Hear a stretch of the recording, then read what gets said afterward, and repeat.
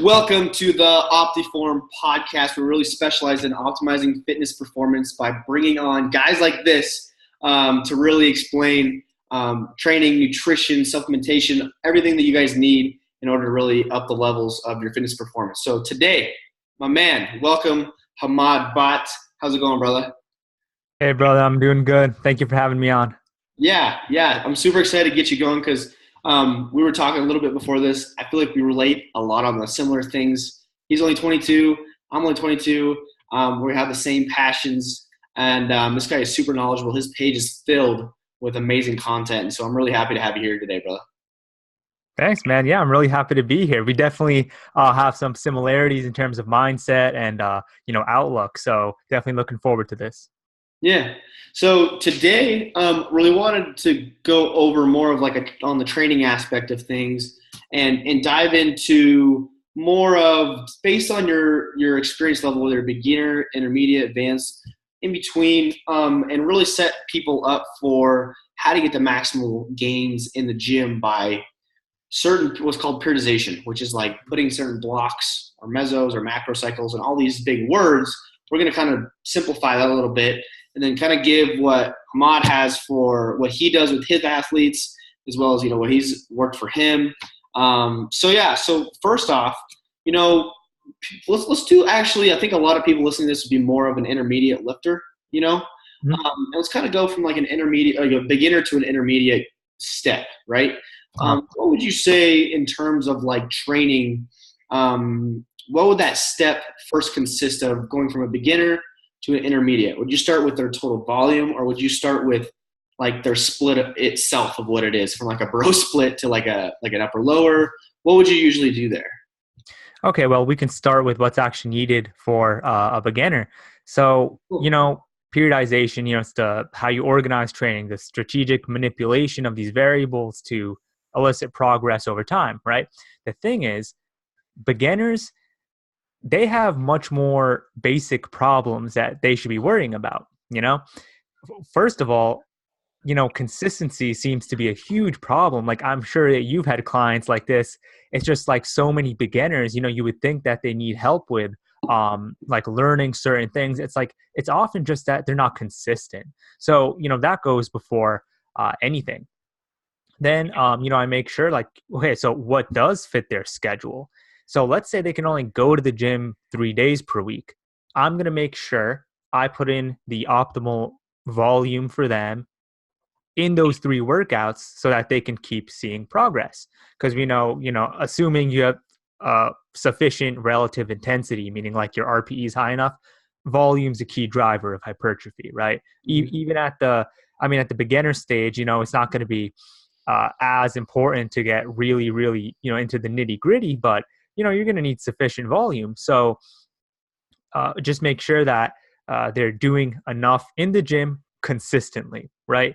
Beginners, the difference between beginners and intermediates are that beginners are going to be progressing much faster.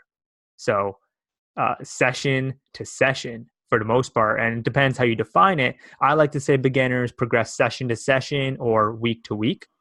And then intermediates would be progressing usually like month to month. So first of all, that's just the difference between the beginners and intermediates. So if you have with the beginner, the consistency's down, they got the volume in. Obviously, it seems beneficial to train each muscle group 2 to 3 times per week to keep stimulating muscle protein synthesis. Then you'll probably be doing a huge bulk of the work, and then of course just progressive overload. You want to make sure that you're doing more over time. I have you so far, right? Yeah, exactly. No, I'm with you 100%. Kind of letting you explain it and to kind of like break down it to be a little more simpler. Like, first off, backtrack. When he said intensity levels are adequate at a higher level, RPE is generally adequate. RPE, all that stands for is obviously rate of perceived exertion, correct? Yeah. And like having that scale adequate enough that you're pushing yourself, but instead of using like a percentage of your 1 rep max in your training, you're using more of like how you feel on that day of, obviously, right? Correct? Yeah. At the most fundamental level, it really just means each set don't train like a wuss. Make Exactly. sure you're Most pushing people you yourself. see are like, I know that Albert, like, you know, I think Eric Helms were doing like a video or a blog or something on the RPE, and are you really training hard enough or whatever it was, you know? Uh-huh. And to really ask yourself if that's like your 8 on the scale or whatever it is, right? Or a 9 or 10, whatever it is. But anyways, yeah, so volume adequate in the beginner, the consistency, I agree 100% is the most important part, because those guys, like beginners, are going to respond like crazy. Obviously, if you have adequate volume, adequate intensity, they're just consistent in the gym, and like obviously trying to get into nutrition to like recover so they can get back into the gym, so they're not like just killing themselves on that one day and then they're so sore they don't even want to go back to the gym. That's usually what I see, right? And maybe that's what you see too. But transitioning to intermediate, I like how you said month to month, because they really need to realize that they're entering that phase once progress slows. If that makes sense, you know what I mean? And so then I like that you must use a lot of progressive overload as your fundamental base. And you can kind of explain what that is a little more. I think that would be good. Absolutely, man. So progressive overload just means doing more work over time. So when you lift, that's a stimulus. You lift hard, you lift with enough volume. That is the stimulus to increase your fitness, to make progress. And then, when you have adequate stimulus that actually calls for growth, then you recover from that stimulus and then you adapt.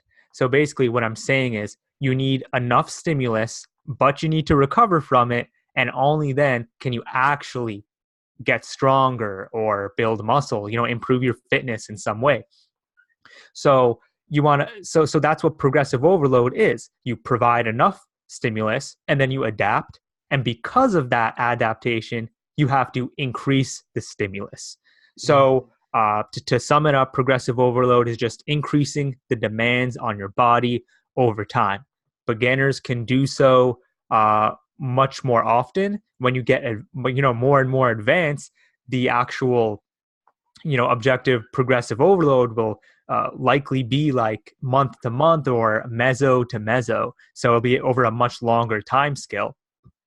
Excuse me, because it's going to take longer to actually accumulate enough volume and dissipate fatigue to realize an increase in your fitness or your muscle. Mm-hmm. Yeah, exactly. And I guess my question for you is, with those clients and lifters in that transition, that stage and stuff like that, do you like to add in more? So with total volume, do you like to manipulate more of the sets, the reps, the load? What do you like to kind of manipulate in terms of kind of progressing that overload? Okay. If not all of it, you know what I mean? Like obviously, but I mean, like, what do you like to do? So it really depends. Honestly, for most of my clients who tend to be beginners and intermediates at this point, the most basic things will get you the best progress. I don't like to categorize people. I don't like to get all crazy because it's just not necessary for most of the individuals I work with. So honestly, if I just have, whatever the program is, whether I would consider them a beginner or an intermediate, it's often just, are they making progress? Because you could say like, oh, it could be better. Well, maybe, but once you get past the newbie gains, if you're making progress at all, it's a good feeling. You know what I mean? Yeah, no, for sure. Yeah. So unless there's something completely off, like that I can definitely change, like maybe they were only doing 5 sets per day. I mean, I wouldn't program that, but if they're doing like something just crazy that, we can definitely increase or do more or change, I'll do it. But otherwise, transitioning from beginner to intermediate, I won't plan anything out. I'll just see, what do you need right now to make progress? So that's why I'm very data driven. So I want to see, like on a spreadsheet, I want to see your stress, your fatigue. I want to see, like how much sleep you're getting, all of this, so that I can track and say, oh, he's not recovering enough. And I see that his lifts are stagnating. So now let's incorporate deloads every 6 weeks. And for a beginner, you probably won't need that. but I don't really need to categorize them, because really I just give them what they need. But in general, as you get more advanced, you get to that intermediate stage, you're going to need higher volumes. You're going to need maybe a little bit more advanced. You're going to need a different training split, likely, just to accommodate that increase in volume. Mm-hmm. And then, you might need some periodization and maybe some progression schemes. So it That's what I depends. was going to ask you, if you're more of a linear guy, progressive, or you're more of like an undulating, whether it's by day or by week, or however you do any sort of manipulation like that? Do you believe in that stuff? There's two ends of Okay. the spectrum, brother. I know. So good question. So I'll talk about periodization once you get to the intermediate stage. So again, periodization is just a strategic manipulation of variables in your training to see progress over time. I'm adjusting your volume, your frequency, whatever. So when you're a beginner, you don't really need that. When you're an intermediate, now the thing is that these periodization models are not mutually exclusive, right? You mentioned, DUP, daily undulating periodization. There's, linear, or just all these different block periodization. You can use literally all those models combined. So like I said, I like to keep it simple, but here's the thing. If there's something that will elicit more progress or just make the client enjoy their training more, I'm probably going to do that. Yeah. That's what I was about to literally just say, is all of them seem to work well. Obviously, all of the stuff like in combination worked even, really, really great. What I see is when I'm going through, depending on like, if it's a general population person, I'm not going to worry about all this stuff as much. But if it's an athlete and we're looking for these, actual intermediate level progressions, adherence is super, super huge of what they're able to accomplish. Does that make sense? What fits them, rather than like me giving. I'm data driven as well, but if I'm going to give you this, but you're not able to do this, then it just won't work. You know what I'm saying? Exactly, man. Yeah. You can only do what will realistically fit that person's schedule and their lifestyle. So Yeah. I give them what they need, and also sometimes what they need is what they like. Because if someone, Yeah, that's a good thing when that happens.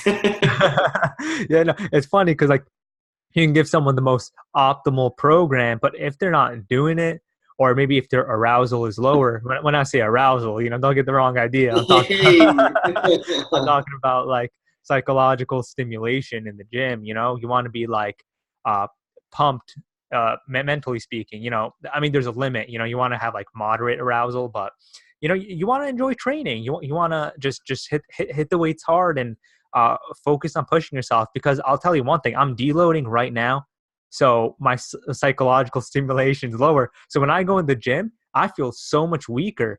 Yeah. Even though like everything's the same, Mm-hmm. it's just that I'm not as focused. So having enjoyable training and like specific goals, that's going to keep you pushing yourself. Yeah, and actually, what you just said, I want to dive in a little bit of that deload, of like what that is, and like what you're going through right now. And if it is an intermediate level lifter, it might become more and more very important, obviously, to understand your own body of when you need that, obviously. And I want to ask you, what percentage of your volume do you back off, or in what ways do you back off on the deload? What is the length of it? What do you like to do? Because I know there's tons of different ways, and there's like, I mean, I've read into like John Meadows stuff, or even like, Lane Norton stuff, or 3MJ stuff. I mean, there's all tons of different ways. And like, I've even tried to trick my body and like just raising the frequency really high and trying to maintain like the same volume. But it just doesn't, you can't recover. It's just still the same total volume. So it just didn't work out. But you know what I mean? It's like, I've tried different things to try and see, but yeah, at the end of the day, it's like, just do what works. Okay. So tell us how you kind of like to do your deload. Yeah, so I guess I can just explain what a deload is quickly. Basically, deload is like it's kind of like an active recovery, usually a week period of time to allow you to like dissipate all that fatigue that's accumulated through the course of several weeks of training. So what it consists of is decreasing your volume and intensity in the gym. So what that means is usually fewer sets and not being as close to failure. So what I like to do is whatever I'm normally doing, I reduce my volume by maybe 40 to 50%, right? So let's say I was doing 16 sets per week for chest. I might be doing 8 to 10 during a deload. Excuse me. And then in terms of my load, I'll decrease only like 5 to 10%.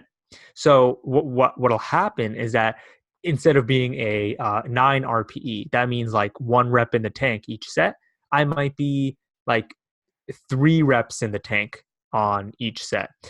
So basically, you can see that my volume really got reduced, but my intensity still kind of high. Yeah, I think people get that misconception of like you got to like lift a really light weight in order to do this deload properly. But go ahead. Yeah, but the thing is, when you decrease your load, the amount of weight that you lift, that might be a good recipe to simply detrain. For certain individuals, some people can literally just stop going to the gym for a week and come back totally fresh. Now, the thing about a deload is that you want enough stimulus for your body so that you can recover, but your fitness is maximized so that you just perform. You should feel fresh after a deload. For me, getting back into like stimulus recovery adaptation, we call it an SRA curve. So basically my rate of fitness decay, the speed at which I lose fitness tends to be pretty fast. So if I take a week completely off the gym, or maybe my deload, I go too light, so I drop the weights by too much, I'm going to end up weaker when I come back. You don't want that. Interesting.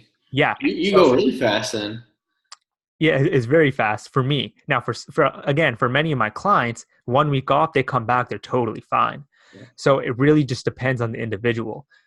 So that's why I keep the intensity relatively high, but the volume I make sure I drop. Why? Is because we see studies that even if you drop the volume, as long as you keep the intensity up, you're going to maintain whatever you're doing. Now, during this deload week, again, you want to recover.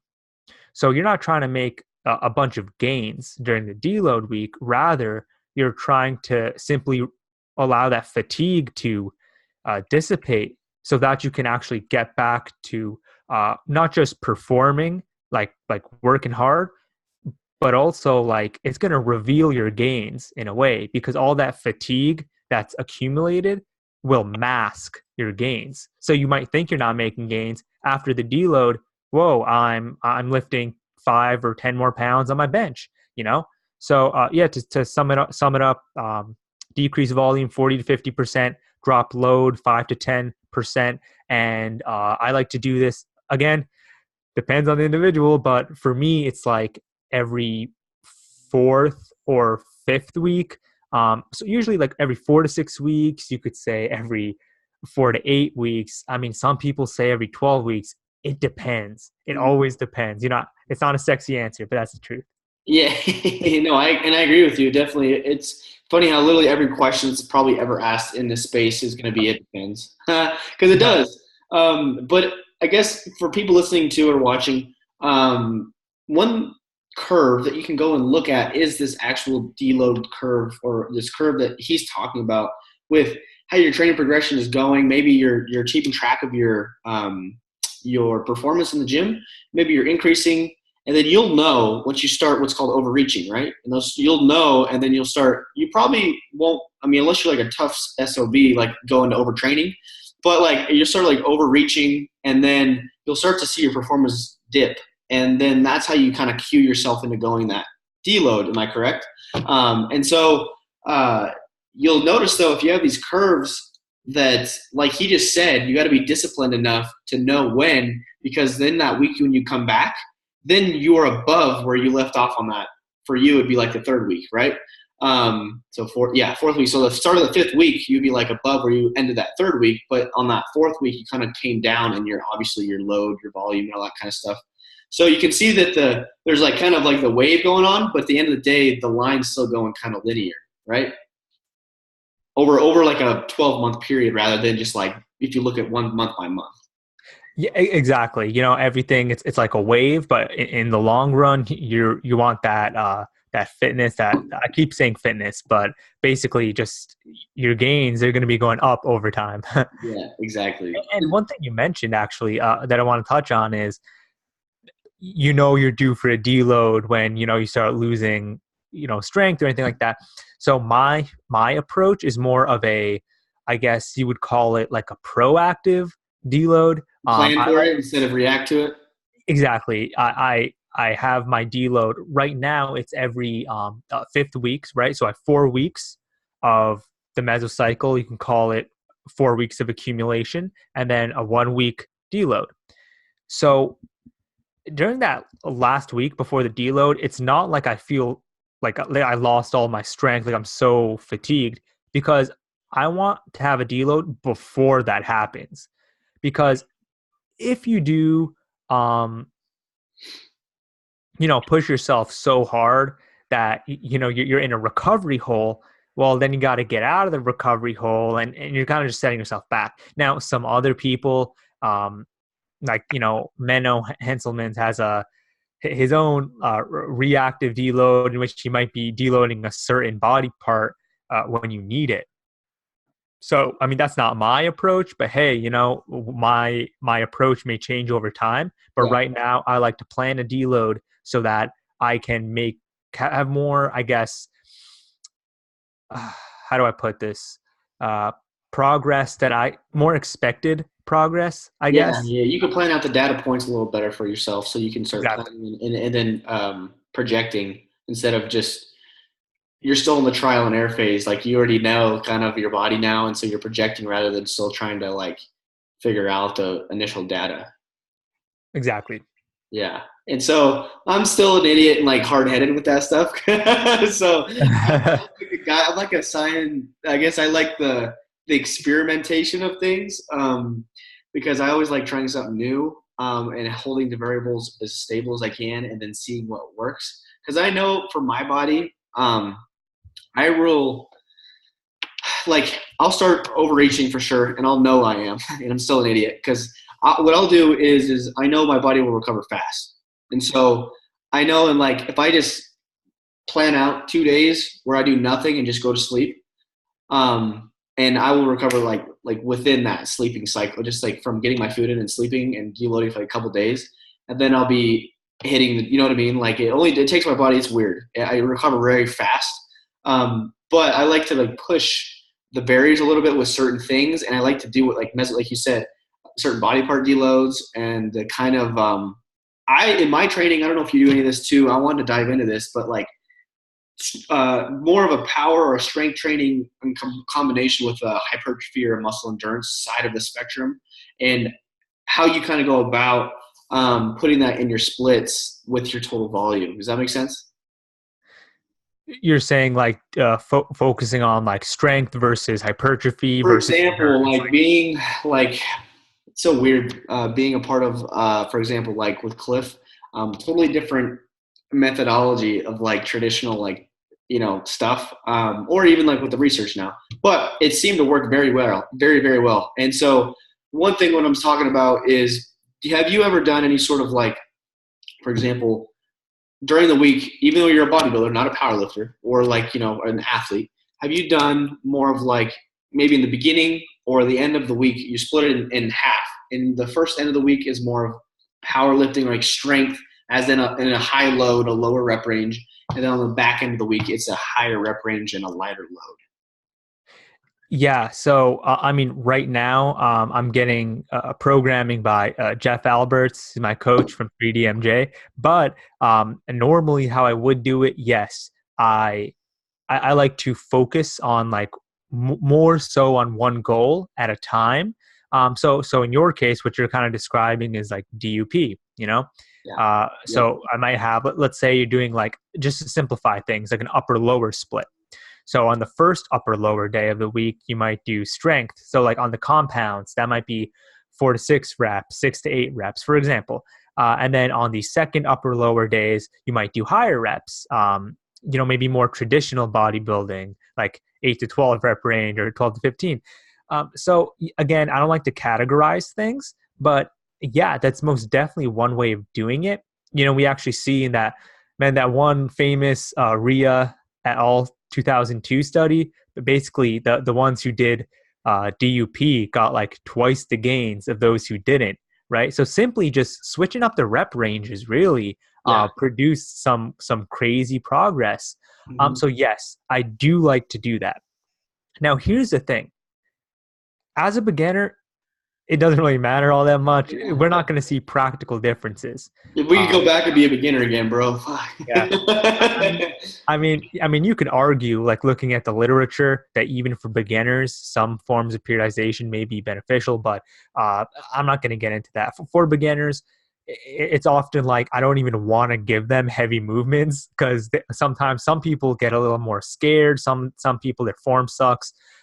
No offense to them, I was there once too. So I usually just keep more traditional rep ranges, like 8 to 15 reps. But once you start getting to the intermediate stage, having some lower rep ranges can help with gaining some strength. And we know that if you're stronger, it'll help you lift more weight over time, which is progressive overload. Now, there are different ways of doing it. So one way is kind of like just using DUP, like we mentioned. Now, again, DUP can be in many different forms. Yeah. It could even be like focusing on, let's say you train, I don't know, squats 2 times per week, Monday and Thursday. One day, if you're in a hypertrophy block, so this is where block periodization comes into play. Maybe in this block, you're focusing on hypertrophy. So you might be doing sets of Monday, 4 sets of 8. And then on Thursday, 3 sets of 10, for example. Both of those are still in quote unquote hypertrophy rep ranges because you can accumulate volume.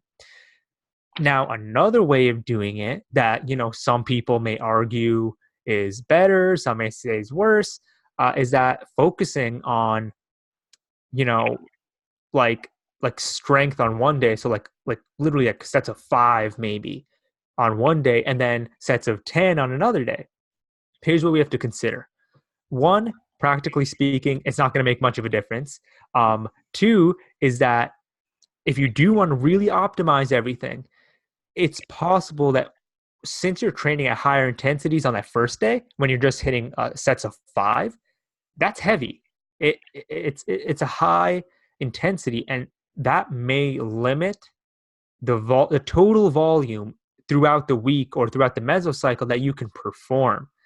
Now, that can be argued, but if that is the case, then if you're in a hypertrophy block or you're focusing on like muscle building at this time, then you can even think in a way that might be holding you back. So maybe just focus on higher rep ranges, like 8 to 12 rep ranges, and then next, or like maybe do that for a few mesocycles, and then you transition into a completely lower volume, higher intensity phase, which would be basically like lower rep ranges. So there's a million ways to do it, but I do like to err on the side of focusing on one goal at a time. Yeah, me too. So if I have an intermediate lifter, I'll usually have them like maybe the strength block will be, the hypertrophy block will be like at the lowest 6 to 8 reps. So that serves as their strength day, but I'm not going to be doing freaking doubles because that's going to hinder the volume they can perform. Yeah. And that makes sense. I completely understand. Kind of trying to manipulate those not gray areas, but like the outer edges of those different rep ranges, still like the hypertrophy rep ranges and stuff, to like change up that weekly or daily undulating periodization, but you're still in that rep range with that volume that you're trying to hit. And so you're trying to really focus on recovery and what you're able to do, rather than like hitting doubles and then maybe not getting in that total volume for the whole entire week, right? Exactly, man.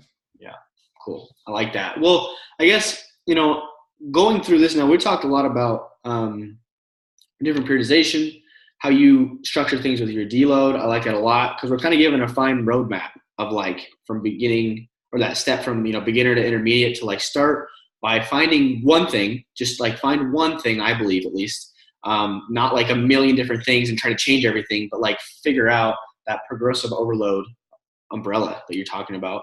Pick one thing, stick with it. If you're making gains, obviously just stick with that. Like don't make gains and then be like, okay, I'm going to change everything.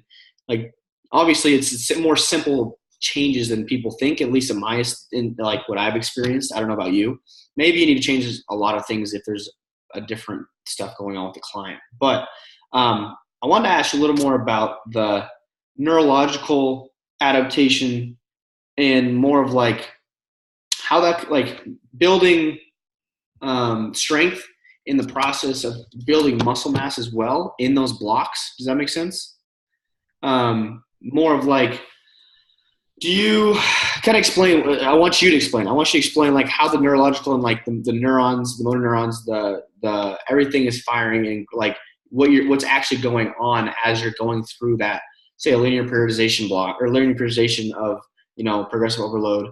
Instead of undulating or anything like that, kind of explain what's going on and how you can kind of maximize on when you hit that plateau.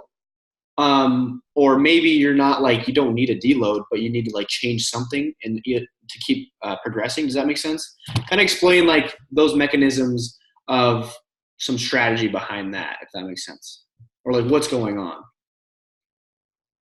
Okay. I'm not sure if I understand the question completely. It's a long one. I was trying to like pull it together because there's a lot that I think is useful in the terms of like more of the neurological pathways is what I'm saying. Okay. Well, I mean, if this is what you mean, like during different phases, there may be different pathways involved. Mm-hmm. So, let's say you're focusing more on lower volume, higher intensity, like during a strength block.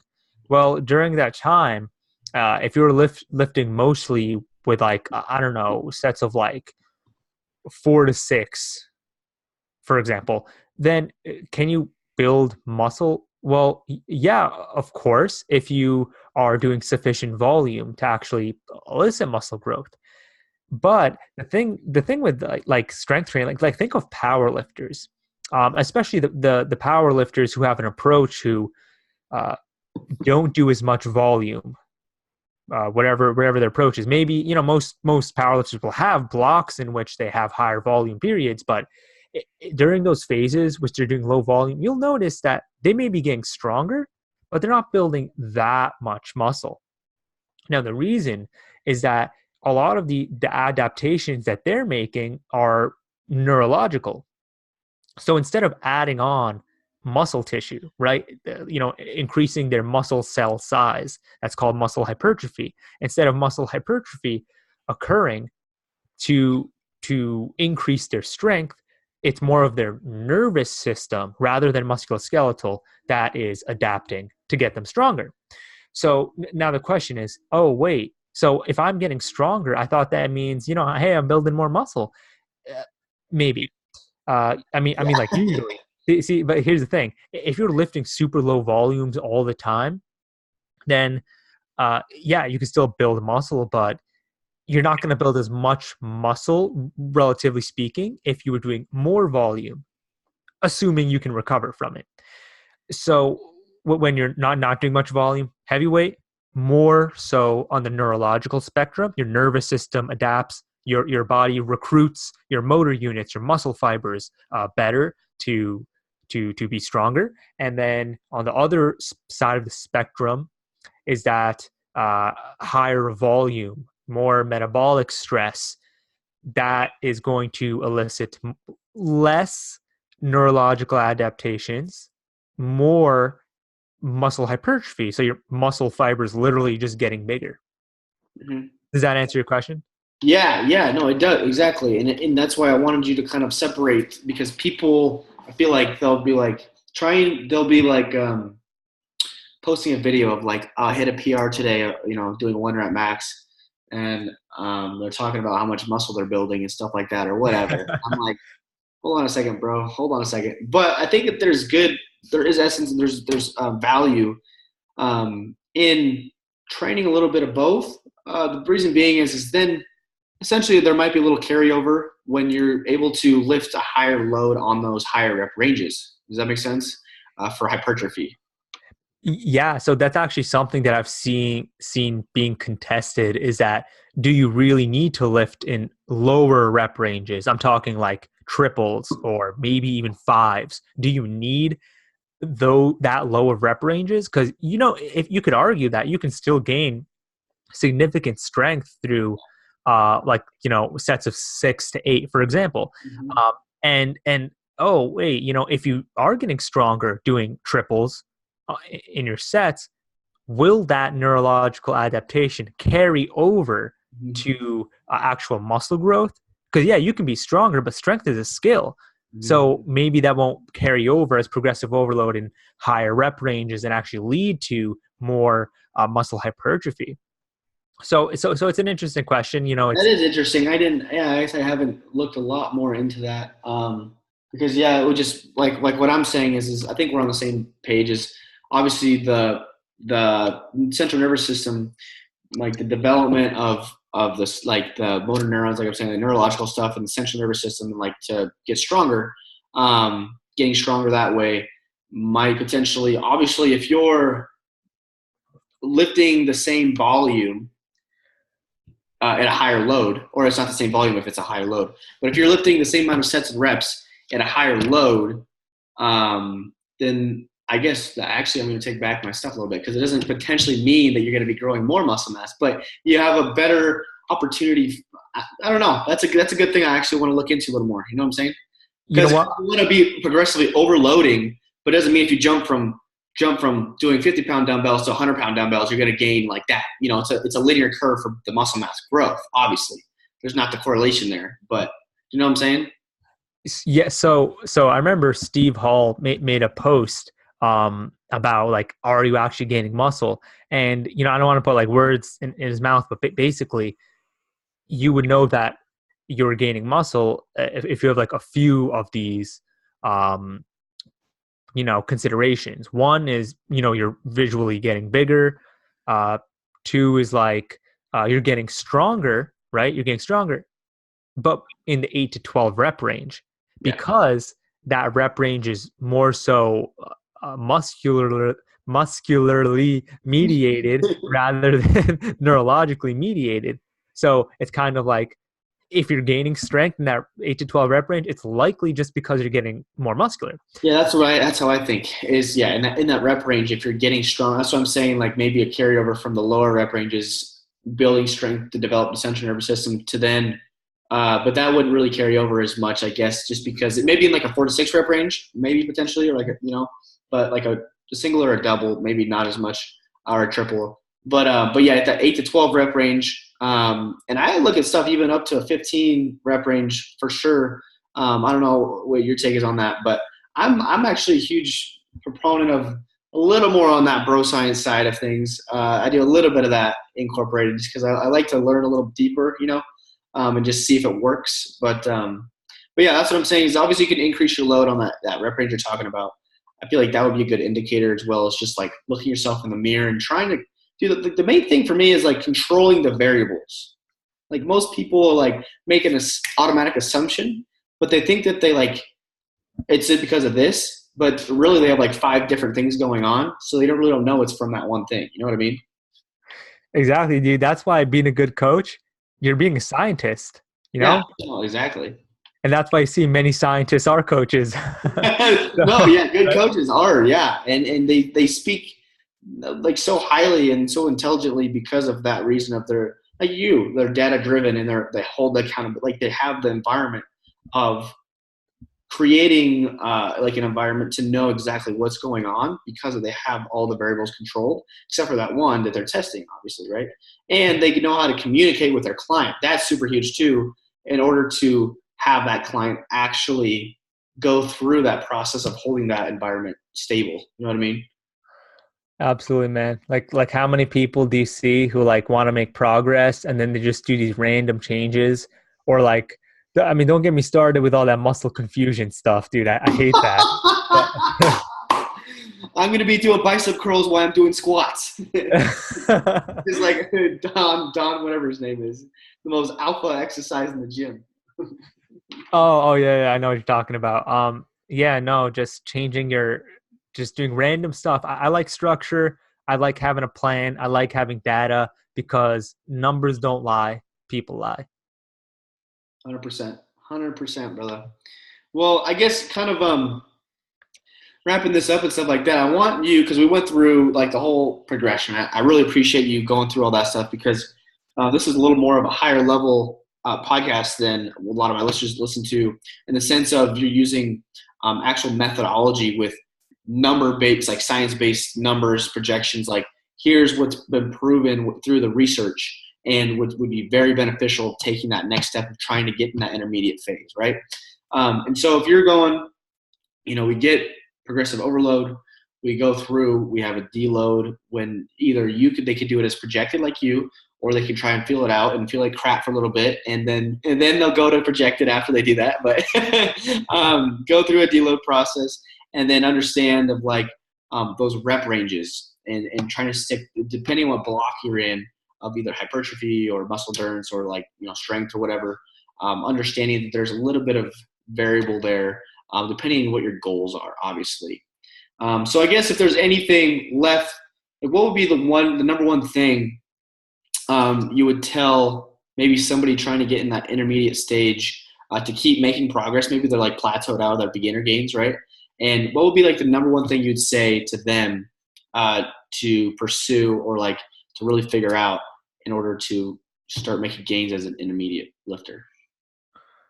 I mean, that's a hard question, but if I had to put in one Hire sentence, you, yeah. yeah, I'd say only make it as complicated as it needs to be to see progress. So you're gonna have to make it more complex, but only as much as needed. So that might be something as simple as changing your split to allow more training volume. Usually But simpler than you think, huh? yeah, I mean, sometimes it's more complex, but maybe that's just me because I'm an overthinker, right? So I would definitely say do whatever you're doing, make sure you write things down. You should have data. And look it over, what's working, what's not working, change something if it's not working for a period of time. You know what I mean? And yeah, I'd say that's a good one. Just have data and make things, improve it only as needed. Mm-hmm. Yeah, no, I think honestly that out of everything I could have thought you would have said, that's like the perfect thing. Because most of the time, beginners, they don't track anything, obviously, because they're getting gains. So why are they worrying about tracking numbers, right? But to like get to that next level, writing stuff down, having data points to actually know what's should be happening. It's just like blood work. It's just like anything else. It's like 100% the numbers will not lie to you. So, but anyways, my man, I do want to say thank you for hopping on here. I really appreciate you going through all that stuff. Like I said, a little higher podcast. Like your content on your page is amazing. I'm going to put up all your stuff in the description, obviously, as your email.